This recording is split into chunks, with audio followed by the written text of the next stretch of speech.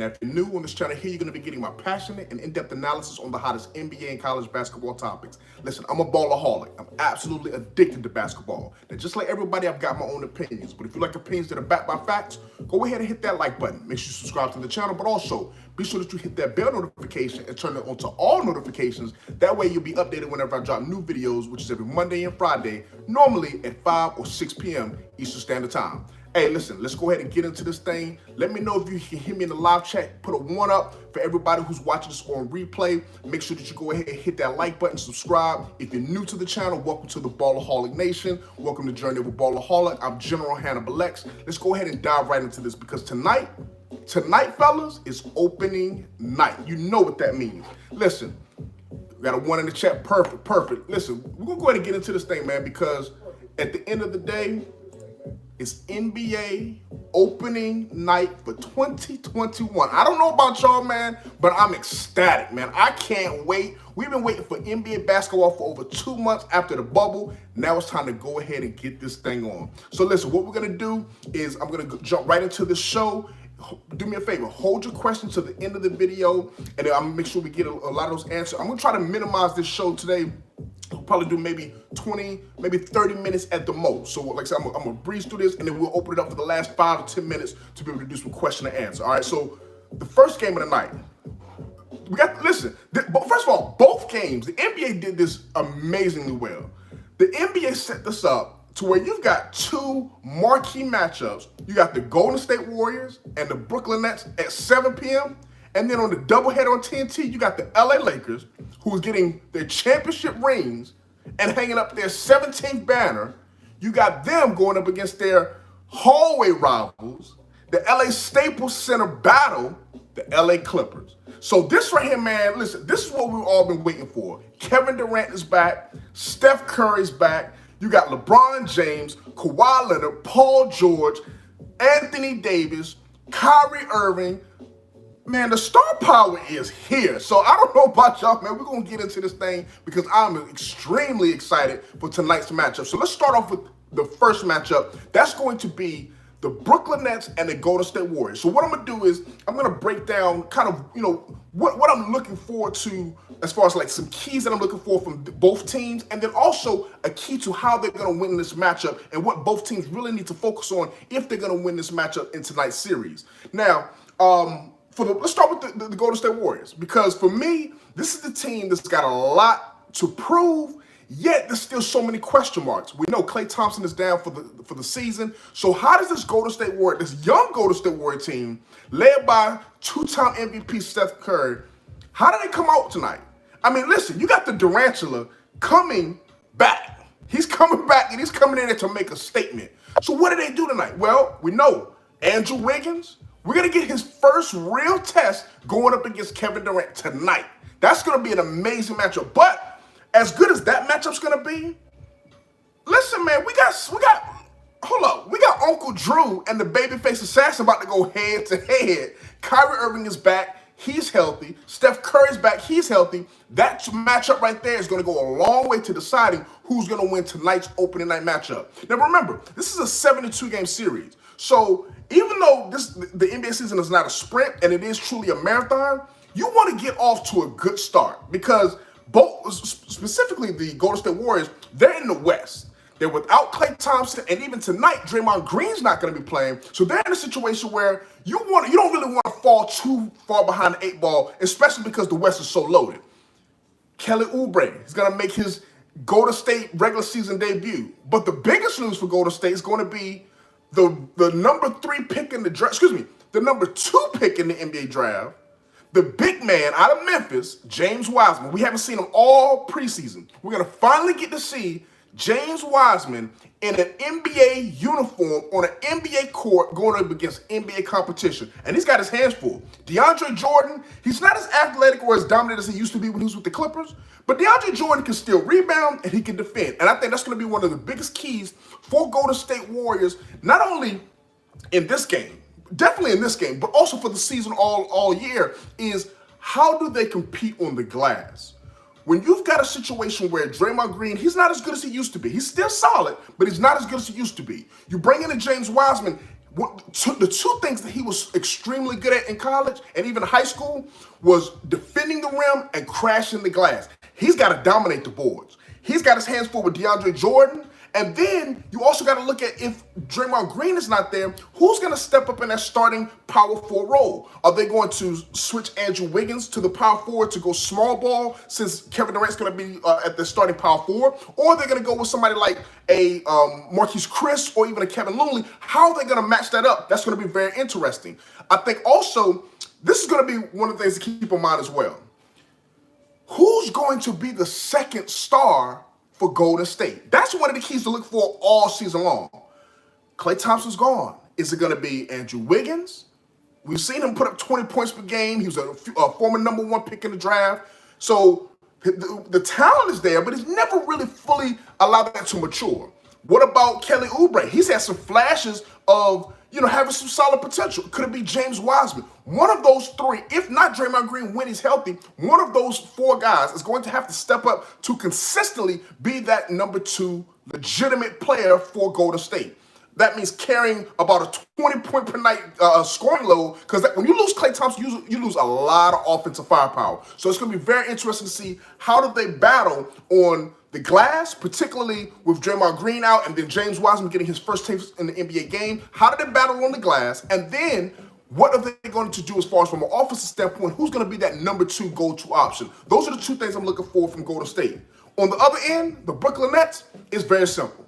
It's very simple. The first thing I'm looking for is, how does Kevin Durant and Kyrie Irving, how do they gel? Not on offense. How do they compete on defense? Think about this. If their starting lineup is Joe Harris, and then you got Spencer Dinwiddie on that, neither one of those guys are looked at as defenders. So on that perimeter of those four guys, your best players are going to have to play some solid defense. Now, in the preseason, we saw there was a couple of games. I think in the last game against Boston, we saw Kevin Durant put up like 3 blocks. I mean, offensively, he was efficient as he always is. So he's looked good. Is it going to translate to the regular season? Is it going to translate consistently? Can Kevin Durant and Kyrie Irving, this is one of the other main factors I want to see in tonight's game. They need to dominate from the time the jump ball is tipped. They have to let Golden State know, you're not on our level. Brooklyn is about 11 deep. When you think about how solid and how deep they are, DeAndre Jordan at the center spot. You got Jared Allen backing him up. You got Kevin Durant. You got Jeff Green backing him up. You got Joe Harris. Then you got Taurean Prince backing him up. You got Karis LeVert backing Spencer Dinwiddie up. Then you also even have Landry Shaman out there. They've got a lot.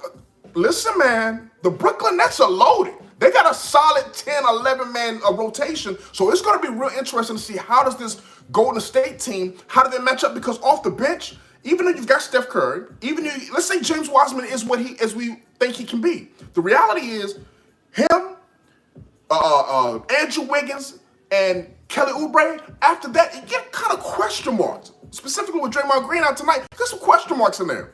Guys like Pascal, gotta have to step up.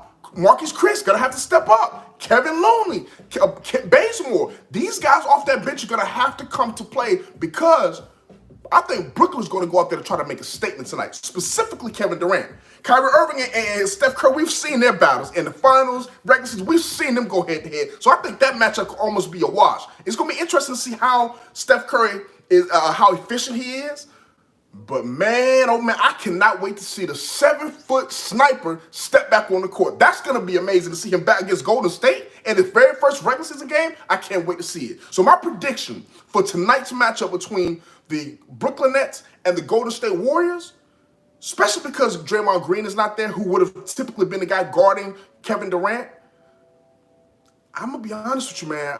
I got Brooklyn winning this by at least 9 points. I got a 9-point win for Brooklyn, and Kevin Durant putting up about 30 points. I don't know if Kyrie will be as efficient. Like I say, sometimes he's a rhythm guy, and I think, maybe getting into that one-on-one battle with Steph Curry, maybe he has some, a couple bad turnovers, maybe he trying to match him too much, taking a couple bad shots. But Kevin Durant, I don't expect to see him come off rusty. I don't expect to see him be stopped, bottom line. So Kevin Durant, I'm expecting a 30-point game from him, and I'm expecting the Brooklyn Nets, with their quality depth, to just dominate the Golden State Warriors. Then that leaves us with game 2. the marquee matchup, the headline, the encore, the game everybody wants to see. This is what we wanted to see in the Western Conference Finals in the bubble, which we didn't get, unfortunately, but we get it for game one.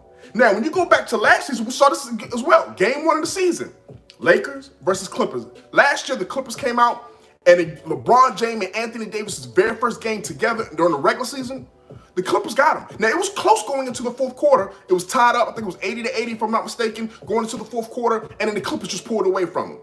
Part of that was they had that quality bench. Well, now, the Lakers actually, in my opinion, have the better bench. So this is what I'm looking for, a couple of things from the Clippers standpoint. Number one, the Clippers, I want to see them dominate. I want to see, can they dominate defensively at the rim? That's why you brought Serge Ibaka in there. And also dominate from the three-point line. It's going to be very important. That was one of the reasons why they went out there, and I think Serge Ibaka was an absolute perfect fit for this team. Opening that floor up, right? Serge can shoot the three, and he can defend. Something that Montrezl Harrell couldn't do, as well as Zubac couldn't do, is be able to step out and space that floor out. Kawhi Leonard, Paul George, they've been in the news. We've heard all of this about them. So at the end of the day, it's time to ball. It's time to ball. You're going to see the Clippers are going to stand there and watch the Lakers get their rings. How? Can you imagine that? The Lakers, the irony of the Lakers getting the 17th championship ring and the Clippers got to stand across from them and watch that? Oh, man, that right there, as a Laker fan, and there's no question I'm a Laker fan, that's going to be amazing to see the faces of the Clippers. But not only do I want to see the defense, not only do I want to see the three-point shooting, which is going to be very critical, who's going to guard Anthony Davis? Who's going to do it for the Clippers? Because you got to remember, if you start Serge at the 5, somebody's got to match up with Marc Gasol. If you start Zubac at the 5, he's got to match up with Gasol. So who's going to match up at that 4 spot? Typically, that 4 has been Marcus Morris. He's been the guy. To me, he's too small. He's not good enough defensively to guard that big 6'11" monster. And one thing I'm looking for from the Lakers, specifically from Anthony Davis, is I want to see him come out and set the tone to be the MVP in 2021. I want to see it start tonight. Frank Vogel has already challenged him to say, listen, we want you to take and make more threes, a minimum of 5 threes a game. Last year took roughly about 3 3-pointers a game. Vogel says we want to get that up to 5. And during the preseason, granted, it's just preseason, but during the preseason, Anthony Davis shot 87.5% from the 3. He hit 6 out of 7. Now, that's a small sample size. I get that. But listen, the stroke is there. We've seen him hit game-winning shots against Denver, threes, fading back, calling out Kobe. We saw him, listen, he balled during the bubble. He balled during the regular season. Now he's got that chip off him. The pressure is gone. I want to see him come out tonight. And I want to see him set the tone to dominate. Because here's why. LeBron James is going into year 18. You can't expect LeBron James to start year 18 off game 1 of a 72-game series in midseason form. LeBron's going to slow roll this thing to kind of build up to be ready for the playoffs. So game 1 of the regular season against your arch rivals on an emotional night where everybody's going to be getting rings and celebrating, I need Anthony Davis to step up. I need him to be a 30 and 15 type of night from him. I want to see a dominant performance from Anthony Davis. But that's not only that I'm looking for.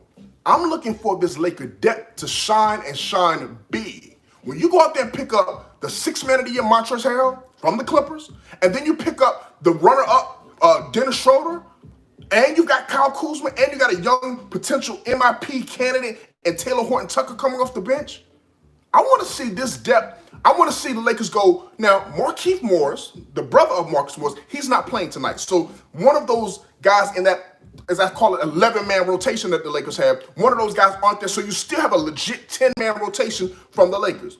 Who's going to be the starting lineup? That we still don't know. We still don't know what the rotation is going to be. But what we do know is that the Lakers are going to play 10 guys, quality minutes. We just saw Kyle Kuzma get a 3-year, $40 million contract. It's time to ball. You got your money now. You don't have nothing to worry about. It's time to show and prove. During the preseason, he played very well. So I expect to see him transition that to the regular season and ball out. Ball out. Let's go get it. That's what I'm looking for from the Lakers. In this matchup, I think the biggest thing is going to be the three-point shot for the Clippers. They have to win the threes. And you gotta, if you don't win the glass, you gotta neutralize the glass. You can't allow LeBron and Davis and Gasol and Montrezl Harrell to dominate the glass. You gotta at least kind of make that even, and you've gotta limit turnovers. Here's one of the biggest question marks for the Clippers all season. The biggest question mark for them is going to be point guard play. Can you limit your turnovers? Because you don't have a true facilitating traditional type point guard. That's one thing they still have to work on getting. And in this game, when you're going to be going up against LeBron James, who's going to have the ball a lot. You're going to be going up against Dennis Schroeder. You're going to be going up against Alex Caruso and Taylor Horton-Tucker. A lot of these guys are going to have the ball in their hands penetrating. We know from a defensive standpoint, Pat Bev can do it. We know that. We don't have to question that. Reggie Jackson, have you assimilated yourself into a more of a facilitating role to be that point guard coming off the bench? Or are they going to put the ball in Luke Kennard's hand, who just got a big-time payday, by the way, 4 years, $64 million. So at the end of the day, hey, man, listen, Luke Kennard, you got to step up and play. Marcus Morris, you got a 4 year, $64 million deal. You got to come to play. Anthony Davis is coming, Marcus. Anthony Davis is coming for you, so you got to be ready. You got to bring it from the tip because that young fella's coming for you. So point guard play, rebounding, three-point shooting, that's going to be the catalyst and the keys to the game for the Clippers. For the Lakers, it's very simple. Come down off your emotional high from ring ceremony, rubbing it in your arch rival's faces, just shining up your rings, and then get ready to play ball. Get ready to dominate, to let the JV team, to let them know who's the big boys on the block. Now, the ESPN just released their quote-unquote, their expert picks for 2021. And the majority of the voters picked the Lakers to make the finals. All 15 picked the Lakers. 9 of the 15 picked the Milwaukee Bucks. Okay? So majority, they got the Lakers versus the Bucks. But there was one person that I got to call out who, out of the 15 voters, 14 picked the Lakers over the Bucks. Oh, excuse me, they just picked the Lakers to win it because everybody didn't have the Bucks there, but they picked the Lakers to win it. There was one person that didn't pick the Lakers to win it. That's Royce Young. So I got to call Royce Young up because he picked the Milwaukee Bucks to beat the LA Lakers in the championship. The only person to do that. Royce Young, note to self, we will be updating this video. You picked the Bucks to beat the champs. I don't know what you see out there. But I guarantee you the Lakers are going to make a statement tonight. My prediction for tonight, I got the Lakers winning. It's going to be close, though. It will be close. I expect the Clippers to jump out early, like I said, because the Lakers are going to have all that emotion. But I expect the Lakers to make a comeback. We saw them against Phoenix in the preseason where they were down big and then they made a comeback because of that quality depth. We saw them 2 games against the Clippers where the one game was close, the second game was just an absolute blowout. And I think this game's going to be close. And I expect the Clippers to take an early lead and then the Lakers to be able to gnaw, and just get back into the game. And I got the Lakers winning by 4. So to summarize, I got the Brooklyn Nets winning tonight by 9. I got the Lakers winning by 4. Let me know in the comment section below. Right now, if you got the Brooklyn Nets winning or the Golden State Warriors, let me know in the comment section below. Let me know the first matchup. It's a 7 p.m. game. It's about to start in a couple hours. Let me know who you're going with. Are you going with Brooklyn or are you going with Golden State? And then for the second game, the Lakers versus the Clippers, who are you going with?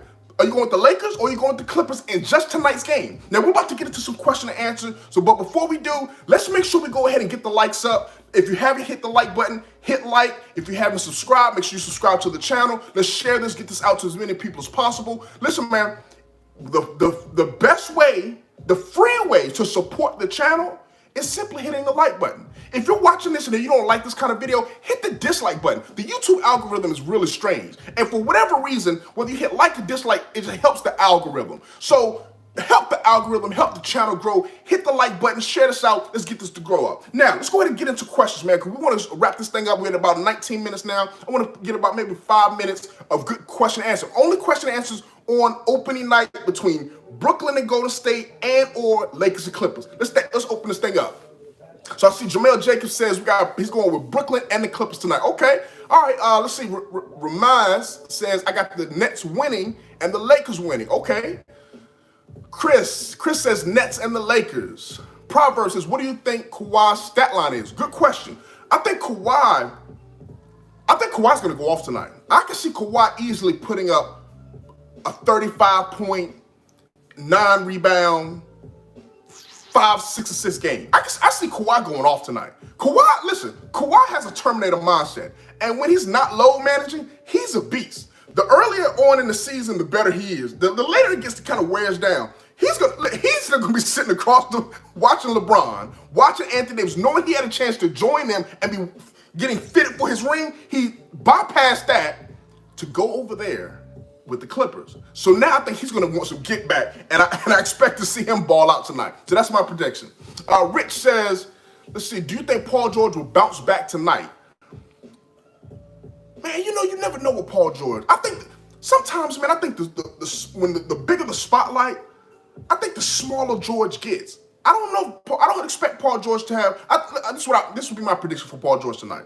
I would expect Paul George to do something like maybe 24 points, maybe 6 or 7 rebounds, about 3 or 4 made threes. So that's a solid game. I don't expect him to have a 30 or 40 point game tonight, because he does have to spend a lot of energy, whether it's guarding LeBron James or whether it's maybe it's being switched off on Anthony Davis sometimes. So I do expect him to have a solid stat line. I wouldn't expect him to shoot over 50%. I think he'll probably be in that 40 to 45% range, but that's typically Paul George. So I think he'll have a typical average game for Paul George. Who's going to be a surprise in either games? Dominic asked that question. Great question. To me, I think the biggest surprise from the Brooklyn Nets Golden State Warriors game, I think it's going to actually be James Wiseman.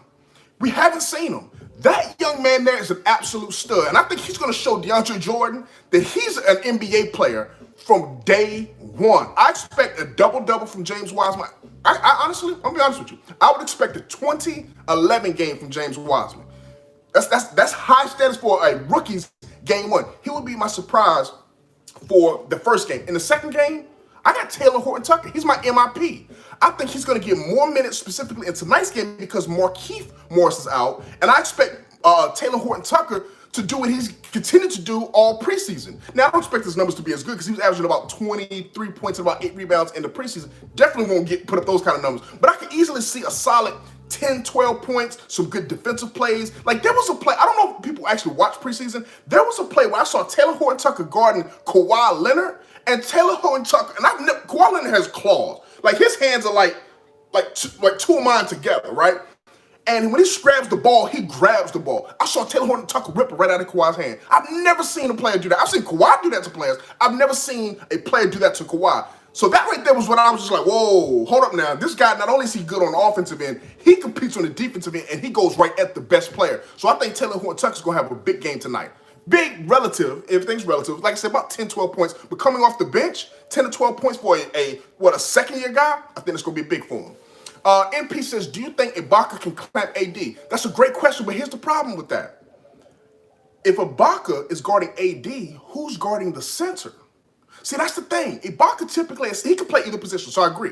And you could see them going with an Ibaka, Zubac front court at times, right? But a lot of times, I think you're going to see Ibaka in there with Marcus Morris, which means Marcus Morris is going to have to guard AD, Ibaka having to guard the Marc Gasols and or the Montrezl Harrells. That's the problem with the Clippers, and I think one of the things they still need to address on this specific lineup is getting a better defensive power forward. Marcus Morris is a good offensive power forward. I don't necessarily like him as much as defensively, and I think losing a guy like, what's my man's name that the Clippers lost? It's not Patrick Patterson. I don't know why I'm having this brain fart. What's my guy's name who they lost? I can't think of it, but whoever the backup big was, used to always shoot the three. JaMychal Green. There it is right there. Thank you, Proverbs. JaMychal Green. He was a good 3-and-D big man at the power forward spot. I think losing him and not replacing him, I think they're going to hurt. He was better than a lot of people give him credit for. So I think that's going to hurt them. Rich says, who else besides Curry will perform tonight for the Warriors? Well, like I said, I just mentioned James Wiseman. I think Kelly Oubre. I don't know necessarily about Andrew Wiggins. And I'm going to tell you, and it's not that I don't like his talent. Andrew Wiggins is going to probably have his hands full with Kevin Durant tonight. I can see him early foul trouble. So I don't expect a big game from Andrew Wiggins per se. I think using energy on defense and or just getting in foul trouble, he may not have a big game. But Kelly Oubre goes hard all the time. I can see Kelly Oubre, if it's not James Wiseman, I can see Kelly Oubre being that second scorer, getting that 18 to 22 point range, somewhere in there. I can see him doing that as well, for sure. Darren Zane says, I'm a huge Lakers fan, but I don't know. I have a weird feeling the Lakers are going to lose this game. It's a big game for the Clippers. It means nothing for the Lakers this rain night. Listen, man, it's very funny you said it because I kind of was, when I was making my prediction, I had that initial thought because you're right. This is a bigger game for the Clippers than is the Lakers. Bottom line. The last two games that they played, the Lakers played against the Clippers in 2020, Lakers won those two games. And the most important game was the last one, which was the bubble game. And then the Lakers, as we said, went on to win the championship. So I could honestly see if the Clippers are going to win, tonight's the night you want to beat the Lakers. If you're going to beat the Lakers, tonight will be the game to do it. Once again, they're down a man because Markieff Morris is not playing. It's an emotional night because of ring ceremony. They got all the motivation because all the talk all summer has been writing them off. So you're absolutely right. If they're going to win, they better do it tonight. They better. You don't want to lose tonight. Matthews, what's going on, man? He says, who's going to be the third scorer on the Lakers? KCP? Listen, KCP, man, he's done a lot of work with, I don't know if people know who Lethal Shooter is. You know, shout out to Lethal Shooter, one of the best shooting coaches out there. But he does a lot of work. He's not really signed to an official NBA team, but he does a lot of work with NBA players. And KCP last summer and then again this summer did some work with Lethal Shooter. And I expect his jumper to continue to improve as we saw last year. But I don't expect him to be the third leading scorer. I would look at a guy like Montrezl Harrell. I think Montrezl Harrell, who's in a revenge game, going up against his Clippers team, who's going to play about 30 minutes a night, especially going to play probably even more than he normally would because Markieff is not playing. I expect Montrezl Harrell to just off sheer energy, hustle plays, to go out there and give me about 15 points and 10 rebounds. I can honestly see that. Now, would 15 points be enough to be the third guy? We don't know because Kyle Kuzma could do that. He's played well. KCP's, as we know, he was the third leading scorer during the finals, so you never know. But my pick would be Montrezl Harrell to be the third leading scorer. Let's see. Who's going to have a better game, AD or KD? Great question, Fetty. I predicted both to have 30. But I think Anthony Davis, between his shot blocks and his rebounds, will probably wind up having a better overall stat line than KD. Now, KD could, honestly, I wouldn't be surprised to see him score more points than AD. But if I had to say who's going to have the better overall stat line, it would be AD. If you're asking me who's going to score more points, and I had to break that tie between thinking both will score 30 tonight, I would go with KD. I hope I'm pronouncing this right. Kaio says, I don't think LeBron will be any slower at all. It's not necessarily that I think he's going to be slower. I just think LeBron is going to slowly ramp up for the playoffs. I don't think about what he did last year in Game 1 against the Clippers. LeBron didn't come out there at full throttle. I think he may only score maybe 18, 20 points. He didn't really dominate, specifically as the game went on. He didn't really dominate as we saw that he could still do as the playoffs and the season went on. So I expect a similar LeBron because remember, it's only about 77 days in between the last game and tonight's game. So this is the shortest time in all of major sports history. So we're looking at a LeBron who's in his 18th year, coming off a very short offseason where I don't expect him to be the full LeBron at the best of his ability that we've always seen. I expect him to start strong and maybe kind of fizzle off and ride Anthony Davis specifically in that second half. Let's get a couple more questions. We're going to wrap this thing up. We're at about 28 minutes, so 30-minute mark would be good. So we're going to take about, let's say, 5 more questions, and then we're going to wrap this thing up. Let's see. Raptor says, I think Joe Harris to score like 17 points off the bench. Well, Joe Harris starts for them at that small forward spot. Unless some news is broke that I didn't necessarily hear, but Joe Harris starts for them, and could he score 17 points? He could. I think Karis LeVert has a better chance of being the third scorer, dropping 17 off the bench. So if I had to pick that third scorer for the Brooklyn Nets, it would be Karis LeVert. NP says, how good is Luke Kennard? NP, listen. First of all, I'm a Duke fan as well, so I watched a lot of Luke Kennard, even from high school to Duke, to now into the pros. Luke Kennard's good. He's not a star, but he's good. He can shoot, and he can create his own shot. And he's not a legit facilitator, but he's a playmaker, so he can make plays for others off the dribble. See, when they got rid of Landry Shamet was just a catch and shoot 3 guy. Luke Kennard is a guy. If you kick it to him, he can catch and shoot. Or he can catch an up fake and put the ball on the floor and then make a play for someone else or get to the basket. So he brings a more versatility from an offensive game than what Landry Shamet did, which is why I think that's an upgrade for the Clippers by getting Luke Kennard. So he's good. I wouldn't be surprised if he drops about 12, 13 tonight off the bench. He's that kind of good. Let's see. Will Kawhi and Ibaka pull some Raptor plays? Well, you know what, Dominique? I don't know if they're gonna pull Raptor plays, but I do want to mention this, and I forgot to mention this. It's been reported that the Clippers are going to run some triangle offense specifically for Kawhi Leonard. Can we give a kudos to Ty Lue for understanding I need to put my best player in the best positions to be successful? Doc Rivers, pay attention. Pay attention. I don't know what you were doing with Kawhi Leonard and this offense last year, but running the triangle offense when you got somebody like Kawhi Leonard who has a lot of that mid-range game similar to the Michael Jordans and the Kevin Durant's and the Kobe Bryant's, you putting him in the triangle on that elbow, allowing him to work and have the space of cutters and things like that. Bravo, Ty Lue. I love that move. I love it. And remember, Ty Lue played for Phil Jackson, so he knows the triangle offense. That right there is one reason why I think the Clippers will be the second best team in the Western Conference this year. Don't sleep on the Clippers. Andrew Williams says, what's up when we doing a watch party? Man, listen, you know what? The answer is no, but I do think I want to do a watch party for a coming up game. I don't necessarily know when, how I really want to do that. I want to get a better setup. As you all see, I'm in transition from switching from my pre-recorded videos to doing more live streams, and I still need to set my setup a little better than what I have right now. So I don't necessarily know if I want to do the a watch party yet, but that's a great idea. We're gonna get to that. We're gonna get to that. Let's see, a couple more questions. Let's see. It's got to be Laker. Do a Houston game. Okay, man. Listen, Houston. I'm not gonna touch too much on Houston right now because I do want to stay on topic. But Houston's got some real issues over there with James Harden. That thing is falling apart. It's falling apart fast. Let's see. Matthew says Luke is awful on defense. You think that's gonna hurt the Clippers?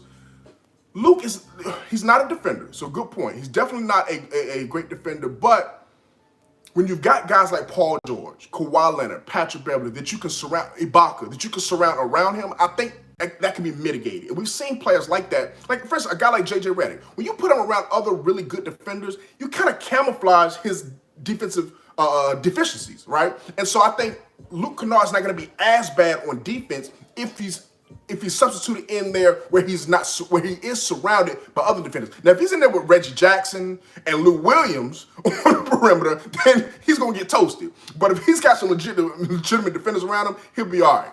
Fediwa says, did the Clippers get better? Absolutely, they got better. I think, like I've said before, Serge Ibaka is a better fit for the Clippers players and their roster than Montrezl Harrell, even though I think Montrezl Harrell's the better player. He shoots the three, which spaces the floor, and he's a legit rim protector. They did not have that combination on their roster last year. And then, like I said, adding Luke Kennard over a Landry Shamet definitely helps them from a playmaking and a shot creation standpoint. So I definitely think the Clippers are better.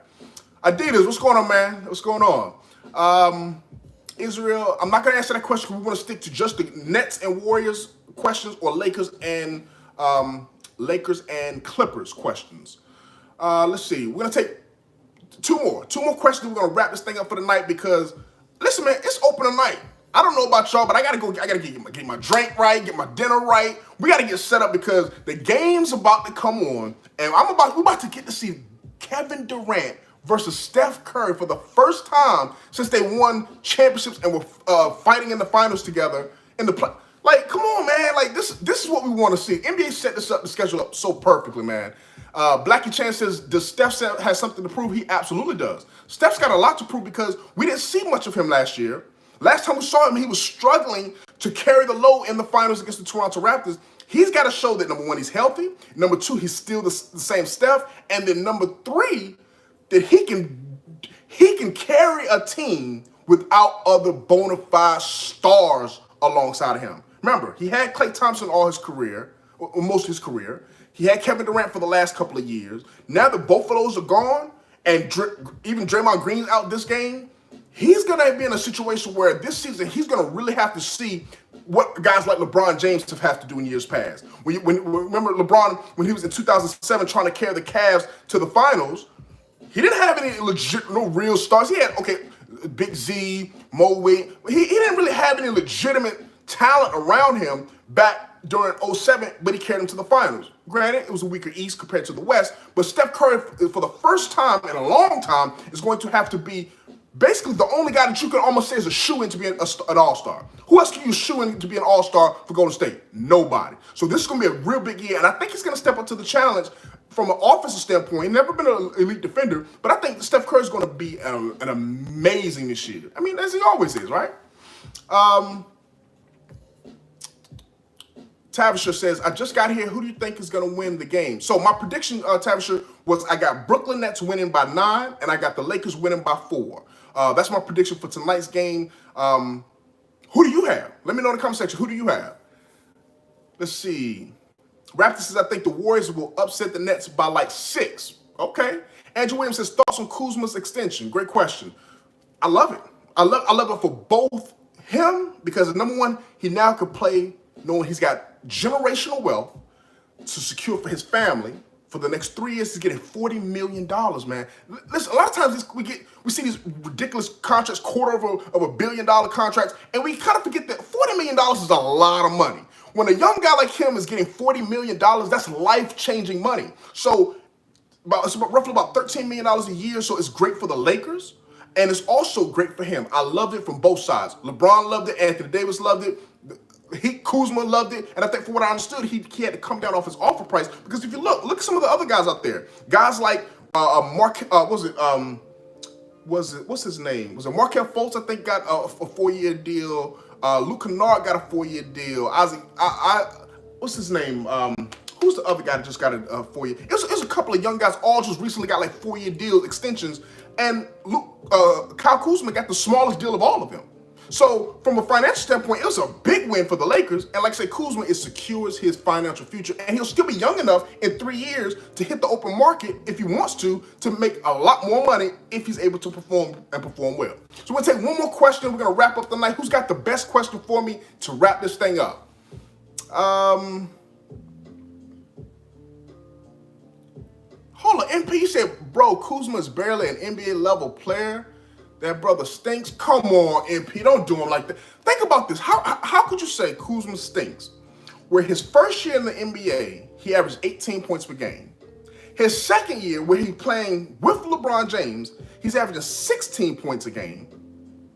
Excuse me, flip that around. His first year in the league, averaging 16 points. His second year in the league, where playing alongside LeBron, he's averaging 18 points. Then his third year, where he's playing backup, coming off the bench now, playing backup to LeBron and Anthony Davis, he still gives you double-figure scores. He's the third leading scorer for the Lakers in the regular season. How can you say that he's not even an NBA level player? That doesn't make sense to me. Adidas says I might be wrong, but Lonzo didn't get an extension. He didn't. He's got to show and prove this year. He's going to be a restricted free agent come up this offseason. So he's got this year to prove that he's worthy of a big contract. If not, he's going to hit the open market. And we'll see what happens. I mean, Lonzo, I'm still a fan of Lonzo. Even though he's not a Lakers fan anymore, I'm still a fan of Lonzo's. I love a guy who's a team-first guy, pass first, he defends, he rebounds. He's still got to work on his offense, still got to work on the shooting, but I like Lonzo. So I hope I'm wishing nothing but the best. Jumpman, he'll take the last question right there. Dylan says, who will win one-on-one, Michael Jordan or General Hannibal X? Listen, man, I probably wouldn't even score against Michael Jordan. Like, I'm gonna be honest with you, bro. Like, I probably wouldn't, even Jordan at his age, I probably wouldn't even score against Michael Jordan. He's 6'6". I'm 5'9", 5'10" with shoes on. We can call it 5'10". I like, whatever. I'm 5'10", 5'9" without shoes. He's 6'6", and he's the GOAT. I wouldn't even score against Jordan, man. So, but good question, though. Last question will be Jumpman, who says, how many points is Curry dropping tonight? Curry. Did I already mention Curry? I don't think I did mention Curry. I'm going to say Curry puts up, against Kevin Durant coming back, no Clay, no Draymond, 35. I think Steph Curry comes out and has a 35 bomb on Brooklyn, but he loses. 35 in the L. Listen, fellas, I think that's a wrap for tonight, man. I want to thank everybody for coming out and watching this this live. Hopefully you enjoyed it. Listen, man, I'm enjoying these lives. I'm enjoying the interaction with you all, so I think I want to keep doing these. Every time I ask you all the question about, do you prefer this style? The overwhelming favorite has been that you like this style, so we're going to keep doing this, man. I'm hoping that I'm trying to still figure out this YouTube algorithm so we can help this channel grow, because it seems like my views have just drastically dropped off. And like I said, I don't know if it's because I'm doing more lives or I don't know what it is. So I'm still trying to figure this thing out, but I appreciate everybody for tuning in. Make sure you hit the like button if you haven't hit it on the way out. Share it if you enjoyed it. And until next time, man, y'all be safe out in the streets. And remember, listen, hold on. Let me say this. First of all, the next video, I want to leave that. The next video is going to be Friday, and that's going to be Christmas Day. I'm going to be here 5 p.m. This game's all day, right? All day this game's. But I'll be here 5 p.m. on Christmas to do another live, and we could talk about the Christmas Day games. We'll be able to talk about the games that will have already happened. I don't know if there's a game that'll be going on at that time. We'll talk about that, and we'll talk about the games that'll be coming up on Christmas Day, and we'll possibly even recap some of the games that have already happened from tonight up until Christmas Day. So until then, man, y'all be safe. General Hannibal X, and I'm out. Peace.